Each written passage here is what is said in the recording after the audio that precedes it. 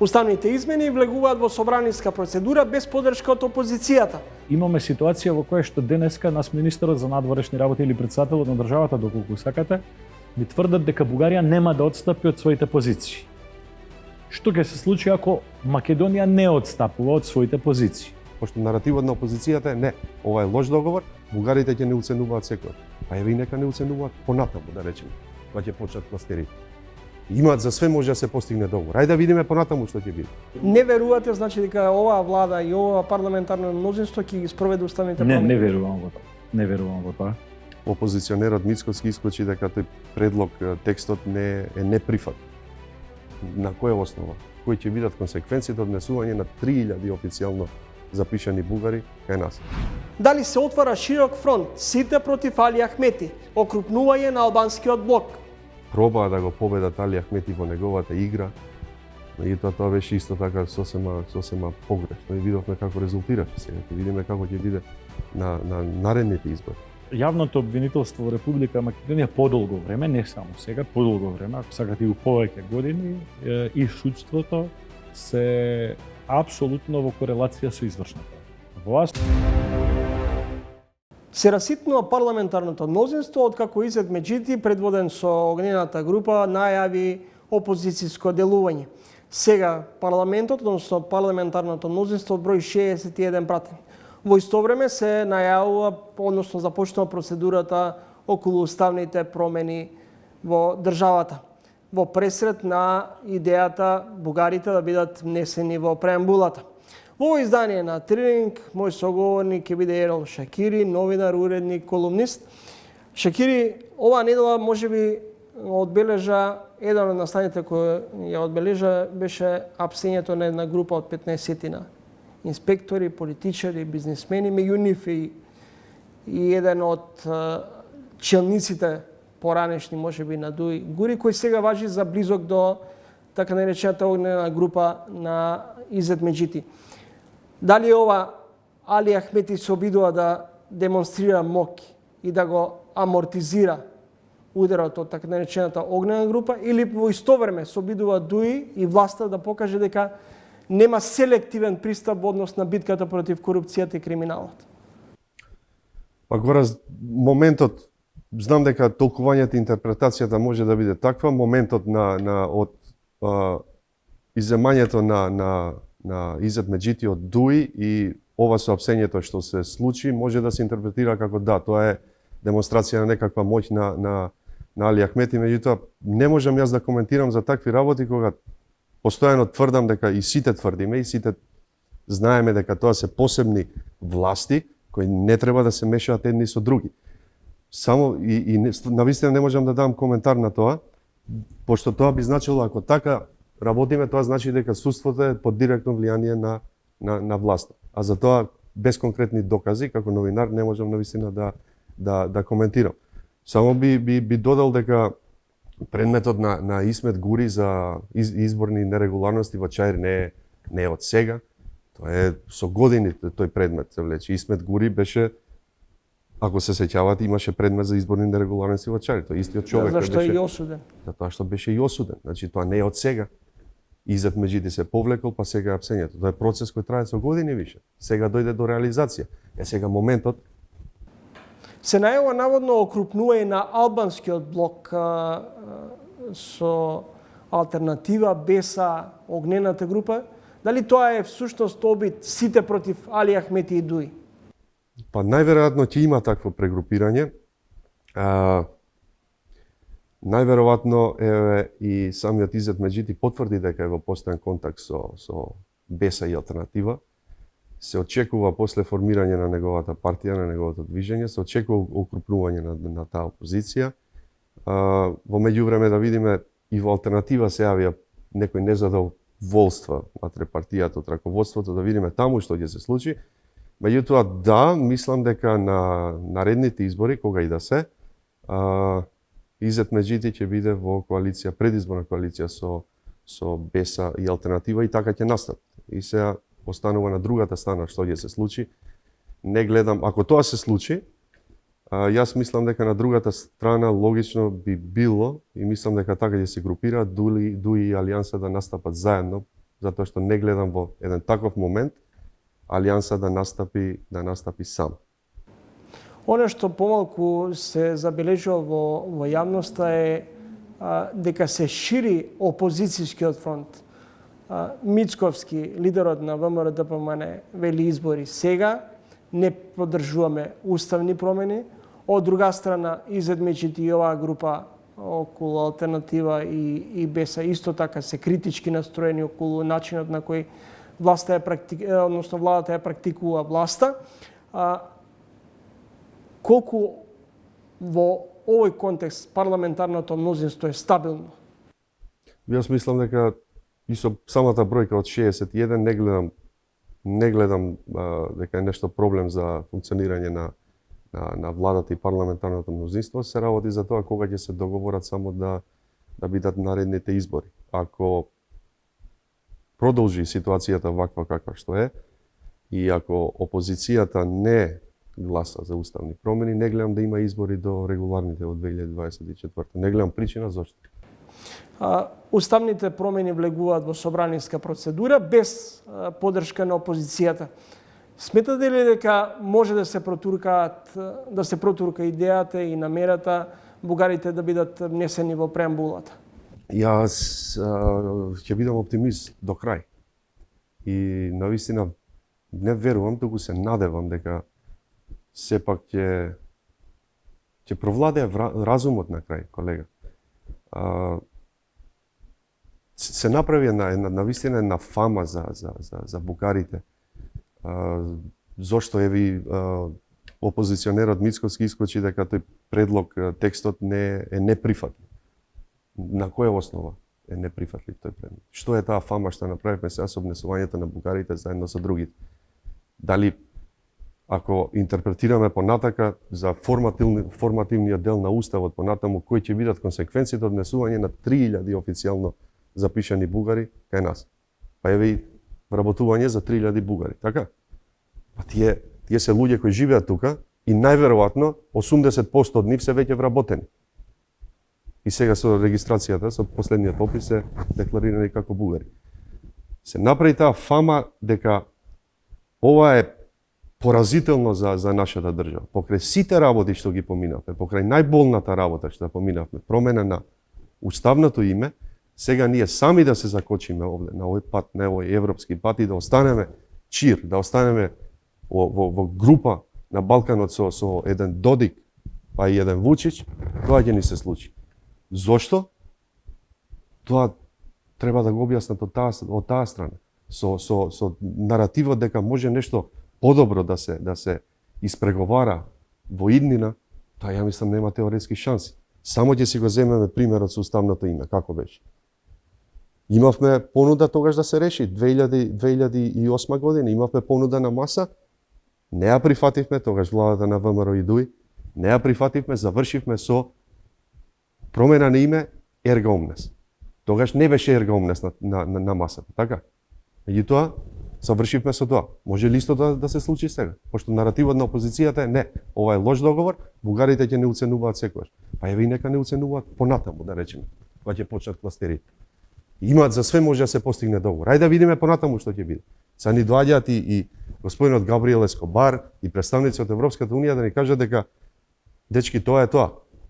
Сега работата е во вас, нема понатамошни услови од страна на Бугарија, продолжете. Шекири, една ваша поодамнешна колумна пишувате: време е ВМРО-ДПМН да се извини прво на македонците, а потоа на сите останати. Мицковски сака да гласа за уставните промени, но од позиција на власт. Да.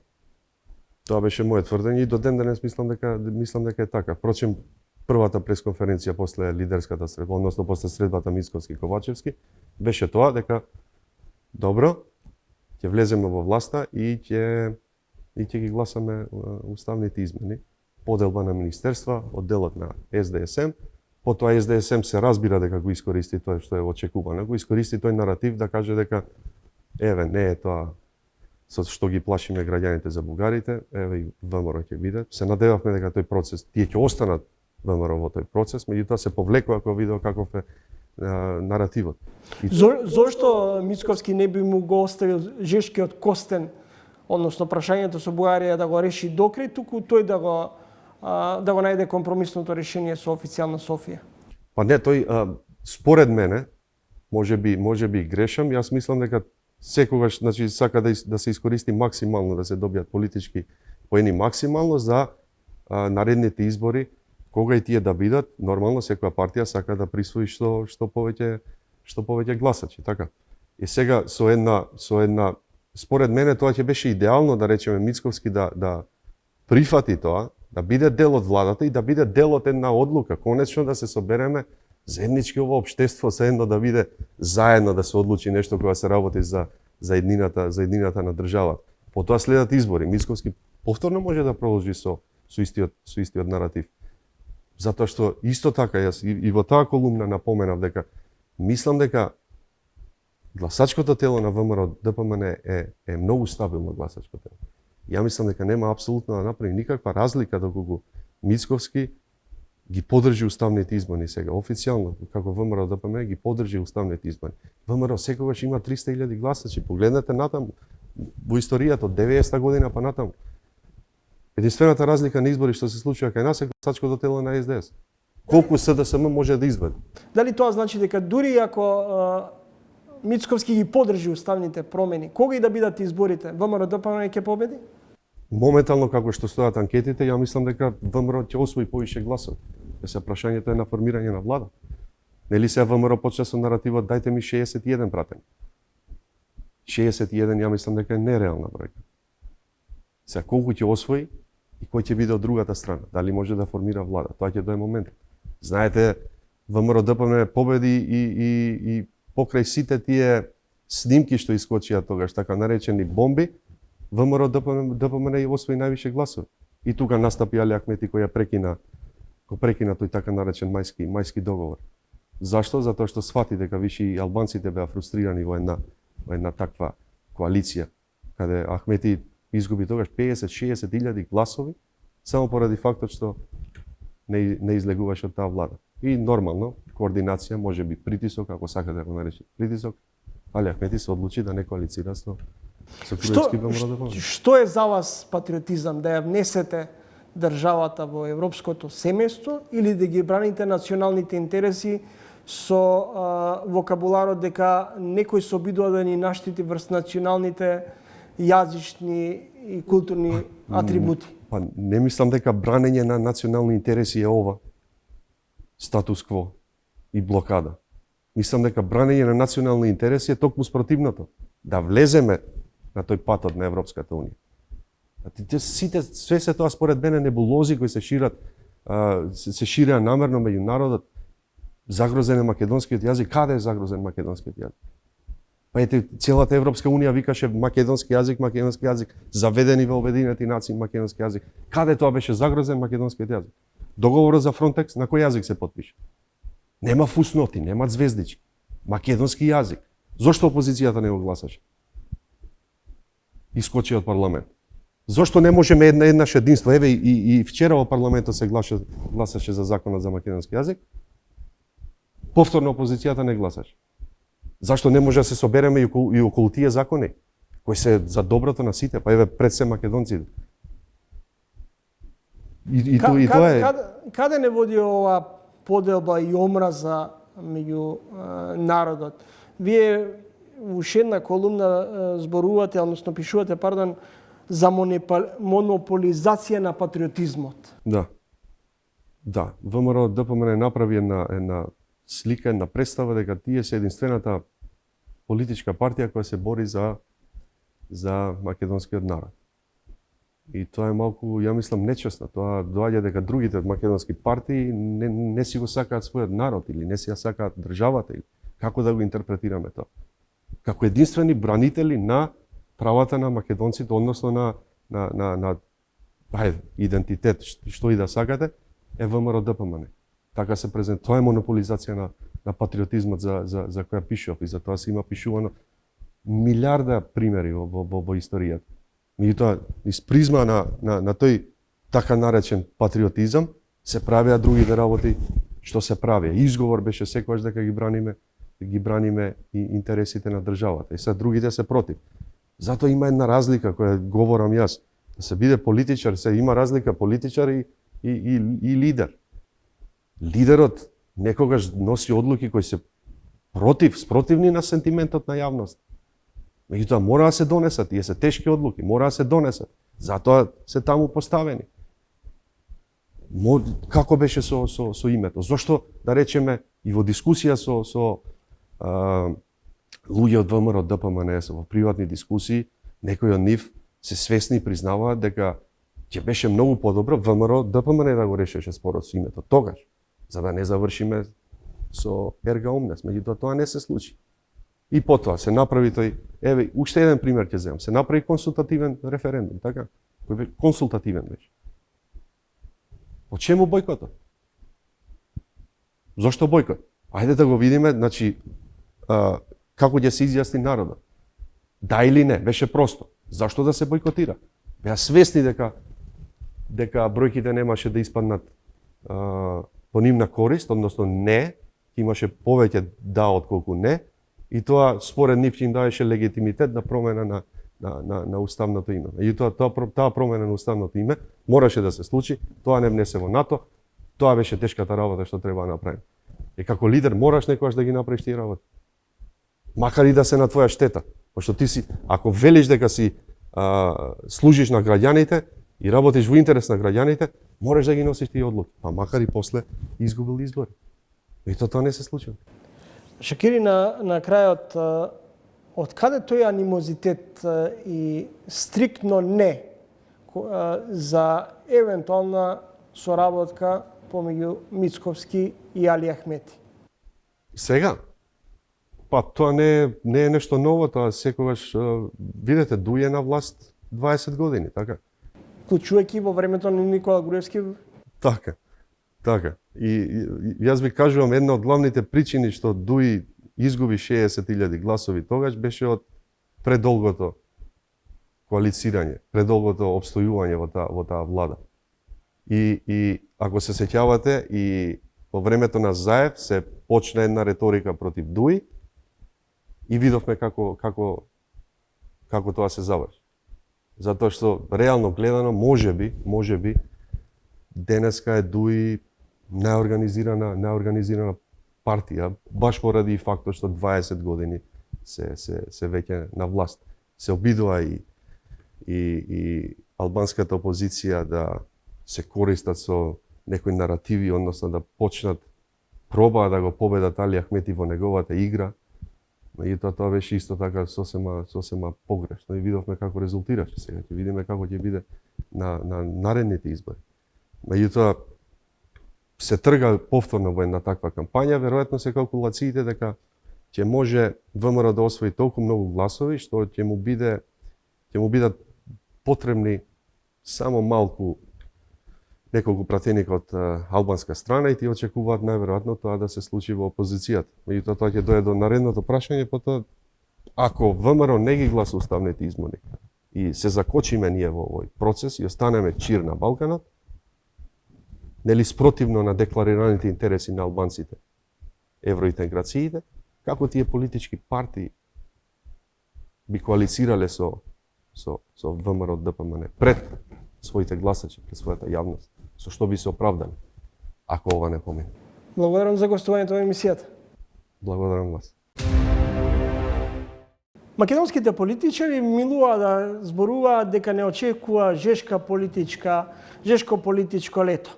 Не следуваат уставни промени, почнува собраниската процедура околу внесувањето на бугарите во преамбулата. Во издание на Трин гостин е Илија Димовски, поранешен пратеник, поранешен член на извршниот комитет на ВМРО ДПМН. Господин Димовски, што е спорно во текстот од амандманите во она што е доставено до собранието? Има повеќе работи спорни.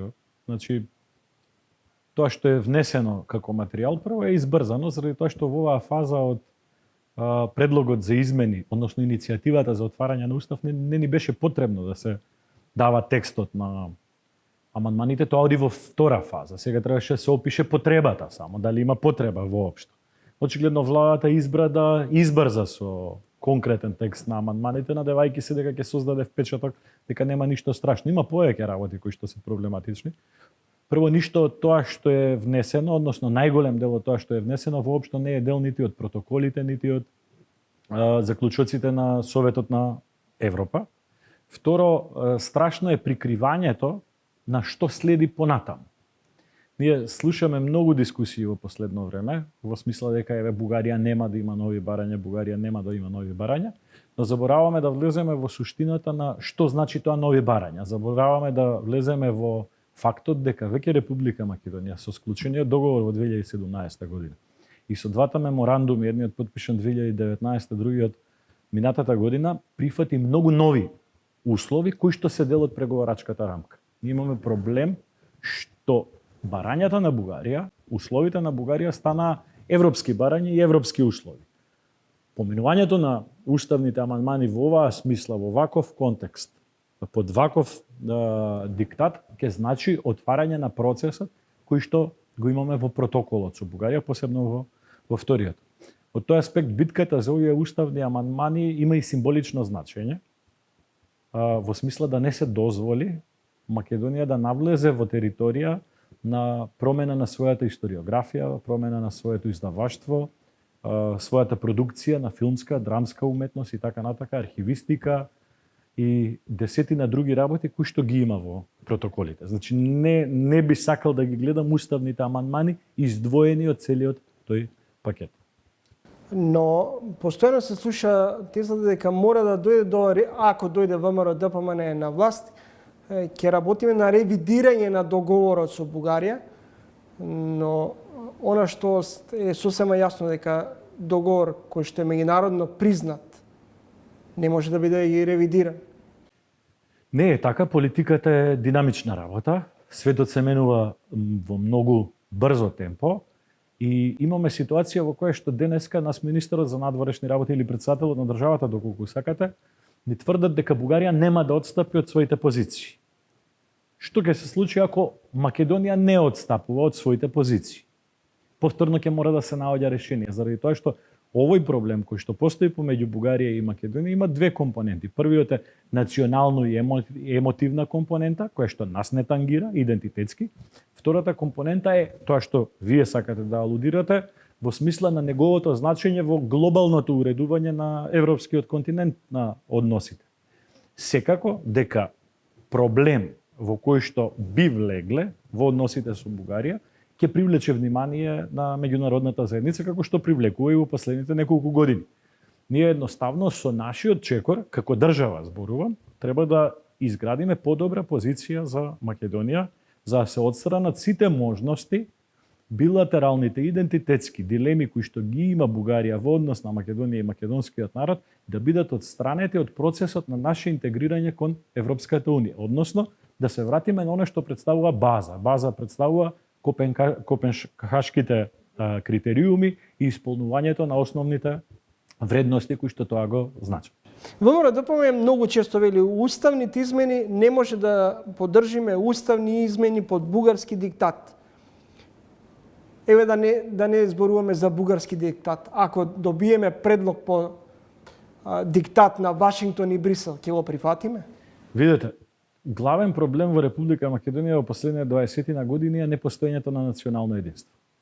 Кога политичките фактори во државата, партиите, институциите би имале изградено национално единство и меѓународниот фактор многу поодговорно и попрецизно ќе ги согледува нашите аргументи.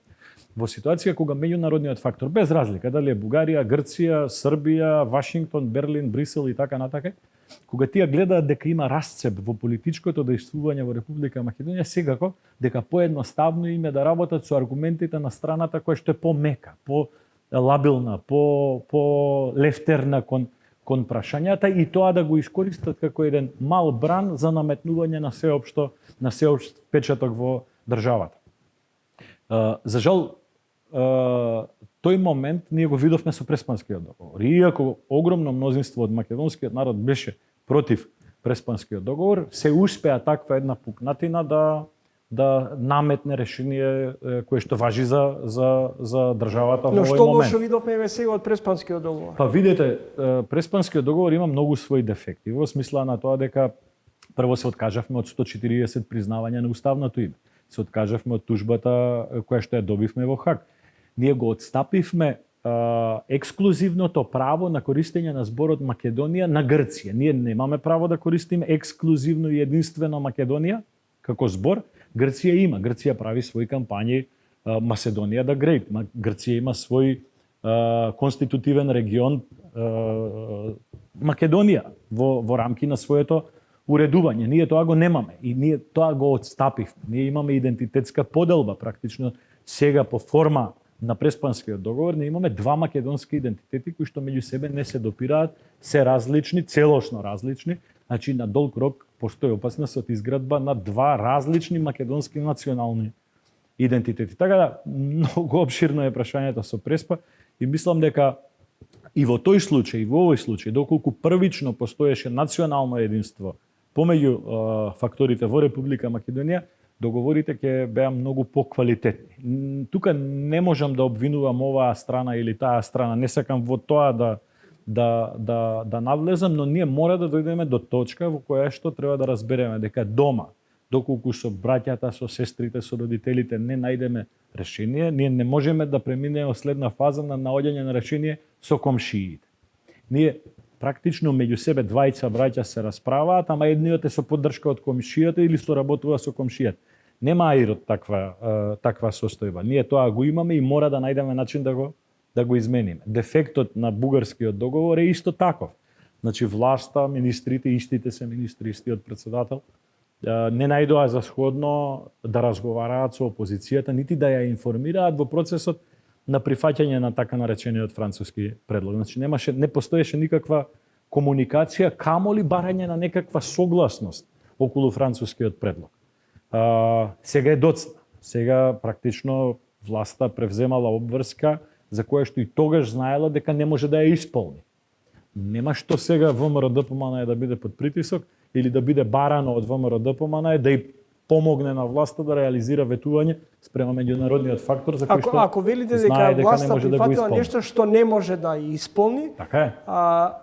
Дали тоа значи и сте уверени на некој начин дека ќе пропадне идејата за изгласување на уставните промени? Уверен сум заради тоа што контекстот во кој што живееме денеска е многу различен од тоа што беше пред 5 години. Тогаш власта беше во надоаѓање, ВМРО-ДПМН беше во тешка ситуација, старо раководство збунето, не е тука, ново раководство се уште не е етаблирано, пратеничката група под силен притисок на редовното и на специјалното јавно обвинителство, впечатокот во јавноста, кампањата дека ВМРО-ДПМН е крив за све во државата и така натака беше сосема друг контекст. Сега контекстот е различен. Меѓу другото не верувате значи дека оваа влада и ова парламентарно мнозинство ќе ги спроведе уставните промени? Не верувам во тоа. Не верувам во тоа. Што следува потоа? Кога би биле нормална држава, веднаш после тоа треба да следи процес на десолуција на македонскиот парламент и одење на нови избори. Заради тоа што и самото имплементирање на францускиот предлог, односно самото прифаќање на францускиот предлог, според мене по демократски стандарди ќе подразбираше прифатливост од граѓаните, потврдена, верифицирана на избори. Но прифаќањето на францускиот предлог и не проаѓањето на уставните измени апсолутно ја доведува државата во ситуација во која што ќе мора да се провери на парламентарни избори кои се концептите од тука. Дополнително, оваа власт нема што повеќе да понуди политички. Тоа е, се потрошени сите карти на кои што тие настапуваат. Да не навлегувам, да не ја ширам дискусијата околу здравство, образование, земјоделие и така натака, и тоа е сосема друга тема, но природно, нормално и добро за општеството е да се испушти притисокот од цевките. Знаете, ВМРО-ДПМН направи таа грешка, ќе бидам многу искрен со вас.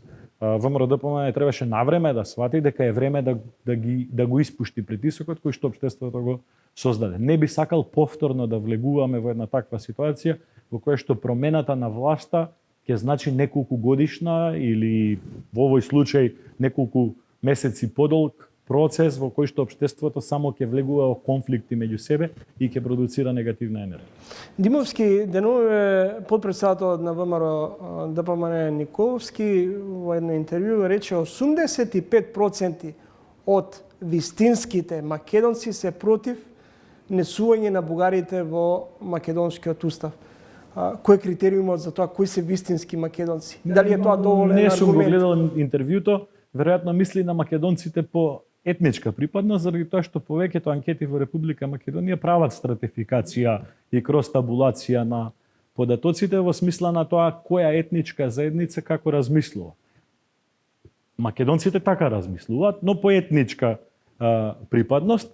Верувам дека тоа му било интенцијата. Она што мене ми е интересно е што на сите тие анкети 20-30% од албанците истото го мислат. Дали не го делите впечатокот на дел од политичките опоненти, дел од јавноста дека ВМРО ДПМН игра на национал-патриотската карта, всушност да ја зајакне поддршката меѓу граѓаните, имајќи во предвид дека јазикот, идентитетот се чувствителни прашања, а при тоа не гледајќи визионерски, дека сепак државата треба да се води, да се движи кон Европа. Во делот на вториот дел од вашето прашање апсолутно не е спорен, заради тоа што ВМРО ДПМН своите визии во своите програмски документи е прва политичка партија која што се залага за тоа. Во првиот дел од вашето прашање не би кажал патриотска национална компонента, би кажал компонента на достоинство на македонскиот човек, на македонецот во ова време да се избори и да го зачува својот национален идентитет. Тоа не е нити срамно, нити проблематично. На крај на краиштата ВМРО ДПМН има таква компонента уште од своето формирање како политичка партија да се бори за македонско национално единство. И тука ништо не е спорно, ништо не е проблематично. Проблематично е кога сакаме да ги доведеме во конфликт таквите состојби. Ние не смееме како општество да дозволиме зачувувањето на македонските национални карактеристики да се во конфликт со желбата да станеме дел од Европската унија. Формулата која што мора да ја пронајдеме како општество е тие работи да одат паралелно. Зачувувањето на македонскиот национален идентитет со зачленувањето во Европската унија. Јас имам желба Македонија да стане членка во Европската унија заради тоа што и јас сонувам Македонија да нема граници, да има отворено движење, не само спрема Албанија и Србија, туку и спрема Бугарија и спрема Грција. Тоа е македонски национален сон. Дали, например, не е доволно за нас потврдата, например, неодамнешна на германскиот Бундестаг околу македонскиот јазик изгласана во Берлин? Видите, ние никогаш сме немале проблем околу македонскиот идентитет со Германија, или со Франција, или со Обединетото кралство, или со Соединетите американски држави. Секогаш проблемот се случувал тука на Балканот. Оспорувањето на македонскиот национален идентитет не е европска вредност. Не е вредност на 21. век. Ние за И жал... тоа дали станува збор за билатерален проблем или проблем на релација Скопје, Софија, Брисел? Беше билатерален проблем се до прифаќање на францускиот предлог. Од моментот на прифаќање на францускиот предлог, за жал, пак ќе речем штетно, тој проблем помеѓу Македонија и Бугарија стана мултилатерален, заради тоа што Бугарија успеа своите условувања, кои што се базицирани во онаа нивна декларација од парламентот бугарски од 2019 година, во една дипломатско пакување, малце посовесно, малце покултурно да звучи, да ги внесе како дел од преговарачката рамка.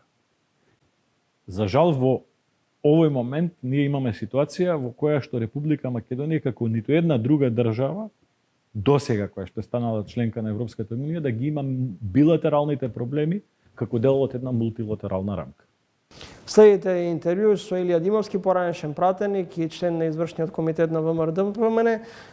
Димовски, како вие гледате на овие нови случаи на домашната сцена од аспект на битката против корупцијата и криминалот? Денуве недела, уствари, одбележа апсењето на неколку инспектори, бизнисмени, политичари. Дали ова пресметка помеѓу групите на ДУИ и така наречената огнена група, или власта се обидува да прикаже дека има неселективен однос во справувањето со корупцијата и криминалот? Не, апсолутно.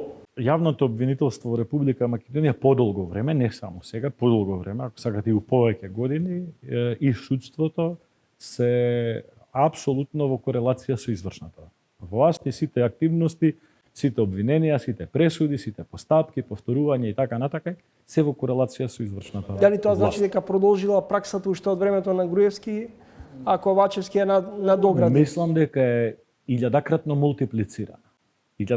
мултиплицирана и самите анкети го кажуваат. Тоа не треба ниту еден политичар од ВМРО ДПМН да ви го каже. Во тоа време довербата во судството, во обвинителството беше некои скромни и недобри 20-30%. Последната анкета на ИРИ вели дека само 1% од граѓаните веруваат во судството и во обвинителството. Впрочем, ние видовме десетици случаи на политички прогон заради гласање со преспа, негласање со преспа.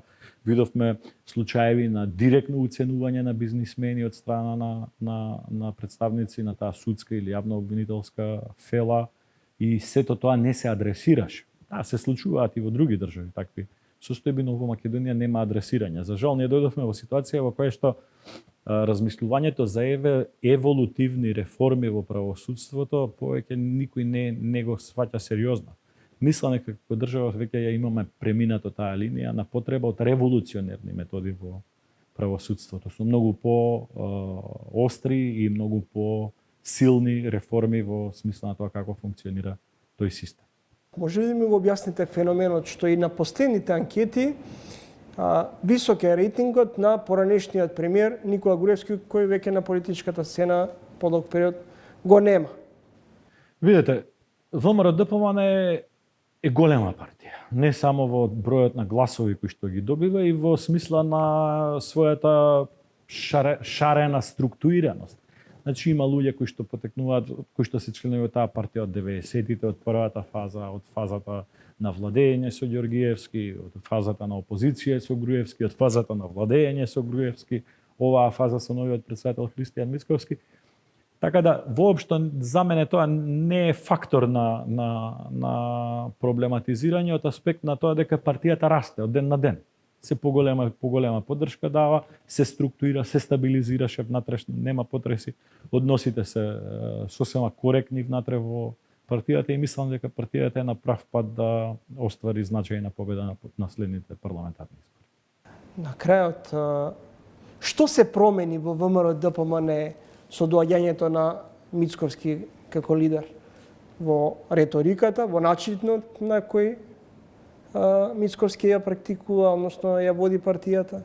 Видете, има значајни промени, но има и одредени работи кои што се во континуитет. Значи, никој во ВМРО ДПМН не се срами од тоа што ВМРО ДПМН е препознатлива кај граѓаните на работлива партија, на организирана партија, на активна партија. Никогаш за време на владење на ВМРО ДПМН не се случувало реконструкција на автопатска линија од 3 километри Петровец-Катланово да трае 6 години. ВМРО ДПМН имаше таа динамика на исполнување на обврските, што денеска па го гледате преку активностите на градоначалниците во Скопје и ширум Македонија. Јас не сум видел град каде што ВМРО ДПМН има градоначалник да нема масовно асфалтирање, масовно градење на водоводни, канализациони мрежи и така натаму. Тоа е една компонента која што ВМРО ДПМН ќе има и понатаму. Она што мене ме радува, а и често и јавно сум го зборувал во периодот пред 5-6 години, е тоа дека ВМРО ДПМН ја научи лекцијата како не смее да функционира не слушајќи го целото општество. Тоа беше една од клучните грешки. Значи, ВМРО ДПМН стана пресилна од позиција на власт и престана да го слуша широкото општество.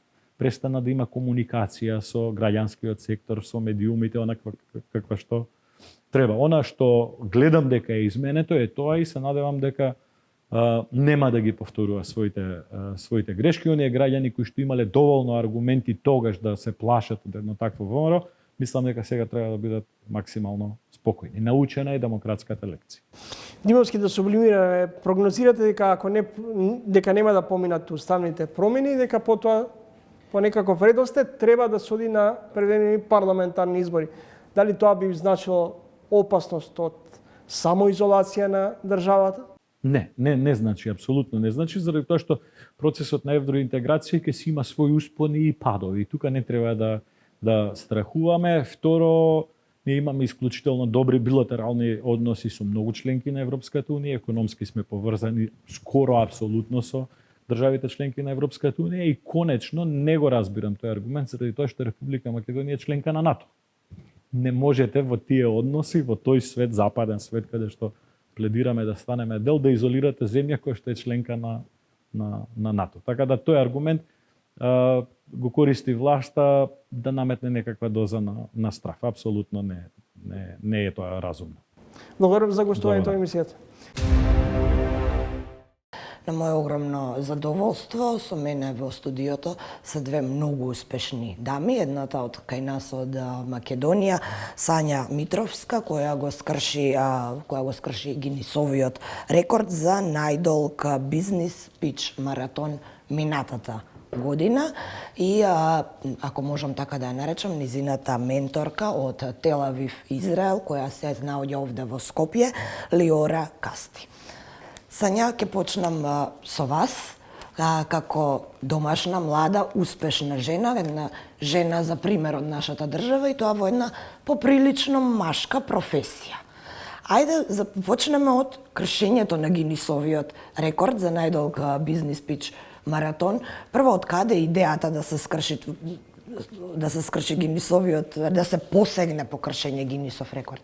Така, прво, токму таа желба за предизвикување и за правење на импакт, дека напротив ова не е машка професија и тоа така одекнува во моите уши.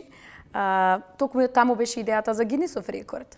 Затоа што до тој момент видовме дека во Македонија е срушен еден официјален Гинисов рекорд и тоа е за туркање на кола. Не викам дека тоа е нешто. Имало обиди за оро, ставче, гравче и така натаму. Меѓутоа, иницијативата моја беше да ајде да направиме нешто со што ќе покажеме и ќе ги свртиме очите на светот дека токму нашата држава има интелектуалци тука и дека не е се само со физички труд. Да, ние сме навистина моќни физички, меѓутоа имаме луѓе кои што се интелектуално моќни и сметам дека како што доаѓаат годините, очите ќе се повеќе и повеќе свртени кон Балканот, а особено кон оваа наша држава. Сепак да не забораваме дека најмногу жени во тек индустријата по глава на жител се токму во Македонија. Навистина. Точно, да. И токму таму беше Гинисовиот рекорд да покажеме дека имаме капацитети, но исто така и една друга скриена агенда, да ги мотивираме нашите локални инвеститори од тука, кои што се бизнис ангели или инвестициски фондови, да започнат да инвестираат во порана фаза, бидејќи ова беше прв Гинисов рекорд, да, со интелект, меѓутоа исто така и настан, каде што презентираа стартапи со идеи. И всушност кога ја презентираа таа идеја, никој не им дава инвестиција, сите очекуваат да има некакво демо, некој прототип, идејата да е, тоа ние го викаме да е спремна за инвестиција, investable. Но веќе таа фаза заминува кога нашите дечки, стартапи ќе стигнат во таа фаза, веќе бараат инвестициски фондови од други држави. И кога ќе добијат веќе пола милион евра инвестиција, како што се примерите со некои од нашите соработници, веќе нашите бизнес ангели пропуштиле можност да вложат кај нив, а пак овие стартапи се помачиле сами да дојдат до нешто многу побавно. Замислете што ако можеме да ги ангажираме бизнес ангелите инвеститори побрзо да вложуваат во порана фаза и тогаш повеќе стартапи ќе имаме што ќе добијат инвестиции, не пола милион, можеби ќе зборуваме за милион и над тоа. Иако овие бројки звучат страшно, токму тоа беше замислата на Гинисовиот рекорд. Нешто слично како во Израел, например, знаеме таму колку се вложува во оваа индустрија. Митровска, да се задржиме уште малку на Гинисовиот рекорд, колку беше тешко да се организира, имаше ли интерес? Што ви кажа кога кажавте дека ќе кршите Гинисов рекорд? Прво, мислам дека дури не сакам да биде обесхрабрувачко да го кажам, меѓутоа прво беше зошто да рушиш Гинисов рекорд, па сигурно не се руши така лесно Гинисов рекорд.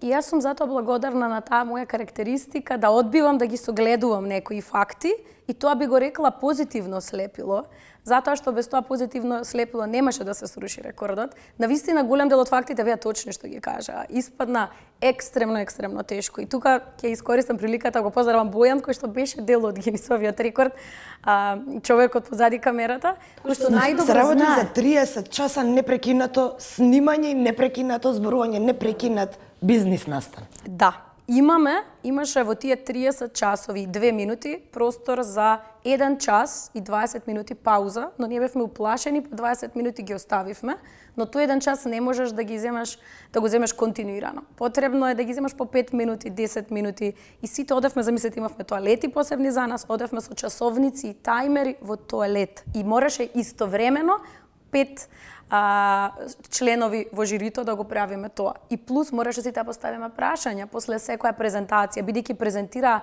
60 бизнис идеи. You will be leading here one program, pre-accelerator program named Aspire Balkans. Can you tell us something more about this program? And Let's divide, okay?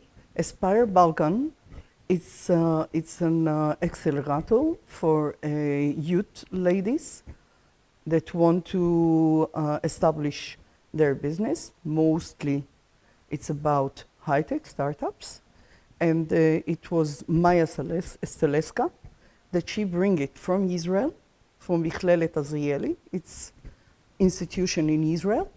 And she convert to the Balkan. So she established this program here, and I'm one of the speakers in this program.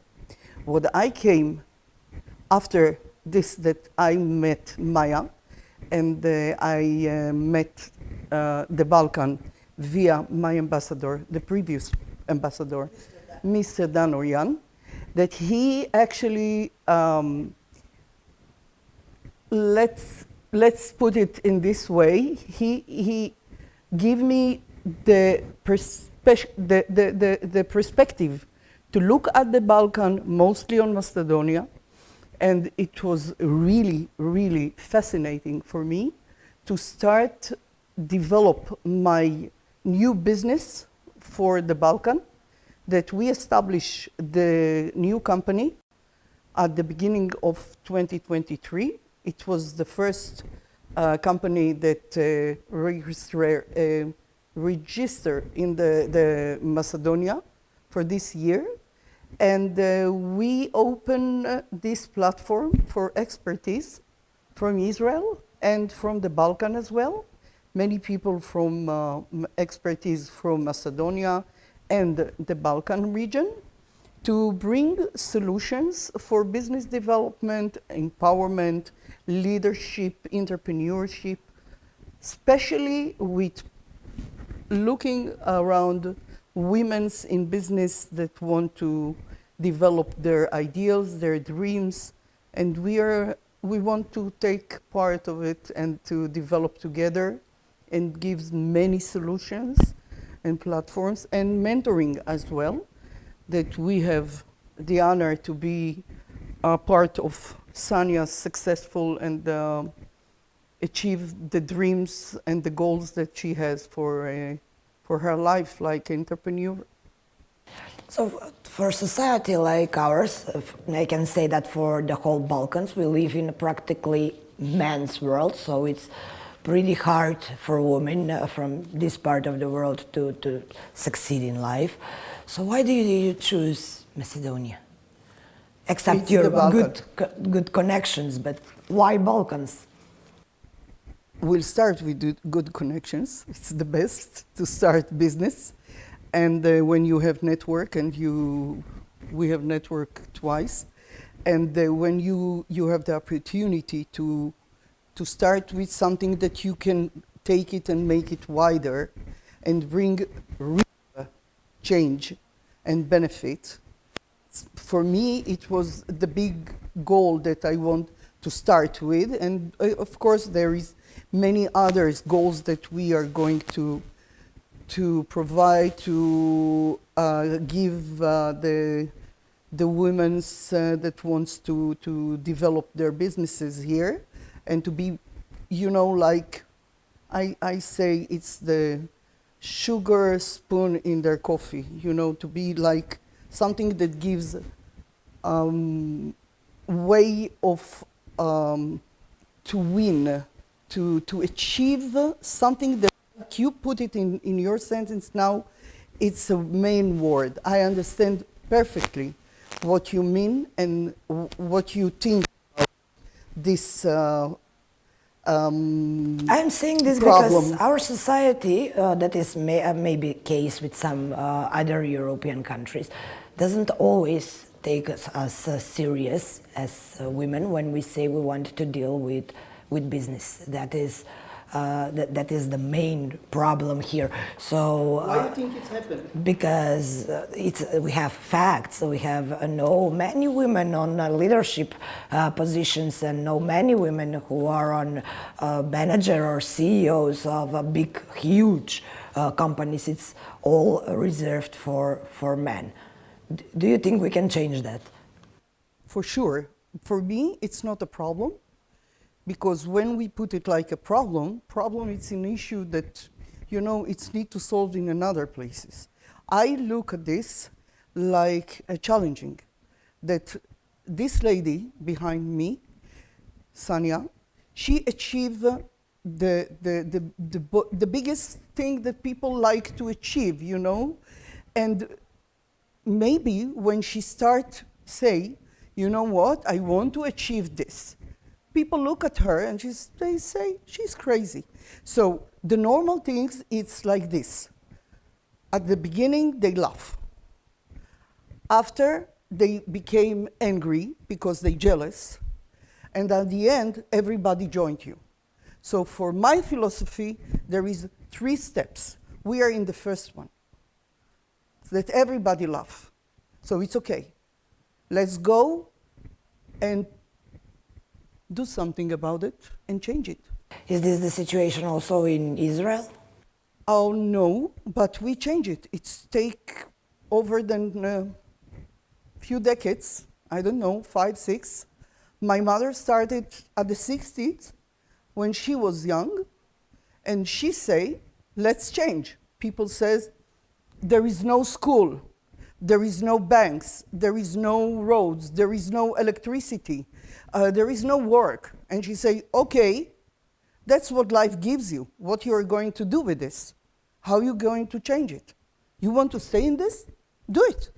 Ms. Caspi, I have to ask you, how do you see on the conditions in this country for doing business, especially for startups? Because the biggest problem in startups is financing.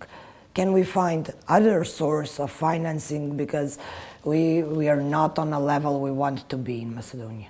Networker, the company I founded actually that organized Longest Pitch Marathon, supports startup to startup. So idea is to raise funds for them. And when we started, we thought that there will be no investors on one hand and too many startups on the other hand. But it turned out totally the opposite. As I said, we have huge amount of investors. They are willing to give money, but there are not enough investment-ready startups. So that's why I've mentioned we organized Longest Pitch Marathon in order to encourage these investors to take part in building these startups investable, because the money are here, but they need to start investing in a bit earlier stage when they're in ideation, because these startups won't want them after raising funds from Portugal or US fund. So that's why we would need I would say like a mechanics. So we need to like to fix, to bring closer these differences. But there is a gap, and the gap is not that there are not enough money. The expectations is the gap. I agree totally, and I can say much more about this, that Sanya already gave us the main issue, that money is not the problem, because there is money. And if you have the right ideal that the world needed, the world wanted, there is investors always to develop. If it's not here, it's there. If it's not there, it's over there. We can find solution in any case. But there is 2 things that we should understand. The CEO, the founder, the people who create this startup need to be very, very strong, with a very strong team. to show it, okay? The first thing that I really impressed from Sanya, that's how she built her team, how she established the startup, okay? Like a CEO, that it's shown, that it's clear, that it's very, very strong, okay? When somebody come to put his money in your ideal, in your business, he wants to be sure that you're strong enough, that you understand much, much, much than the others about your ideal. You don't need to be the most unique, but you need to be with added value for the market and for the investors as well, okay? And the second step, it's to be strong when there is a storms, because difficult is the language in business. So what would you like to say to Macedonian women who are maybe not ready yet to step up and start the business they love, they want? First, we are ready to making the change together. Please join us. Don't be, quiet and consider maybe it's not me, maybe she don't speak to me. I speak for every lady here that I'm sure that they can do great things like Sanya. And when we have people like Sanya, women especially in this market, we can achieve everything. You're a small population, but the Balkan, it's over than few millions, I think around 20 million or something more. Then you have a place to develop, to go above and beyond, and to achieve together things that in other countries, it can be more challenging, it can be more complicated. Miss Liora, I'm going to ask you as her mentor, as Sanya's mentor, where do you see Sanya in 10 years? What I like, please, if we have 1 minute quick, because I'm impressed by you that you achieve a lot in your life in definitely, totally main world. We know how much efforts women try to put in this world. And in any case, it doesn't make you weak. It doesn't give you the feeling that, okay, it's too hard for me. I never go there. Leave it. There is too much chauvinist in this world. We see Hollywood all over. We see every country. They don't really promote and develop women's films. And in your case, you achieve. You did it. You've been in Ukraine, my dear. Who did it? Who show me how many women go there? What I want to mention that our platform is for every lady in Macedonia and in the Balkan region, and we invited everyone to ask to be part. We are going to launch forum for women in business. We are going to do so many things to promote and developing, to achieve all these changes, challengings, that we don't need it. The third century, it's the female century. So it's our time to change. It's our time to achieve. It's our time to establish new way of thinking. Thank you very much, both of Thank you, for you. this interview. Тоа беше се за вечера. Убав викенд и следете на идниот петок во последното издание за оваа сезона на ТВ магазинот Трилинг. До тогаш, довидување од мене.